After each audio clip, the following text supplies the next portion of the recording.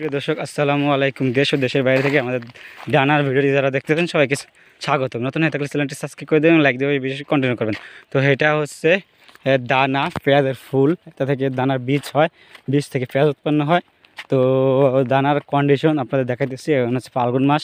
তো চৈত্র মাসে আসলে জমি থেকে দানা তোলা যাবে, তুলতে পারবে সবাই। তো দানা আসলে অনেক ভালো হয়েছে দেখা যাচ্ছে, বা দুর্যোগ হয় নাই। তো আপনাদের এলাকায় দানা কেমন হয়েছে অবশ্যই আমাদের কমেন্ট করে জানাবেন, এবং কে কোথা থেকে আমাদের ভিডিওটি দেখেছেন অবশ্যই কমেন্ট করে জানাতে অবশ্যই ভুলবেন না। তো নতুন হয়ে থাকলে আমাদের সাথেই থাকবেন, যারা অলরেডি সাবস্ক্রাইব করেছেন তাদেরকে অসংখ্য ধন্যবাদ। আমাদের ইউটিউব চ্যানেল ফরিদপুর ব্লগ এবং ভিলেজ অ্যাগ্রো এবং ফরিদপুর ব্লগ পেজ থেকে।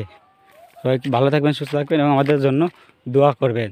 তো দানা স্ক্রিনে আপনারা দেখতে পাচ্ছেন, দানা ভালোই হয়েছে। আর হয়তো 10 থেকে 15 দিন লাগবে বা সপ্তাহখানেক লাগবে, তারপরে আমাদের জমি থেকে দানা তোলা হবে।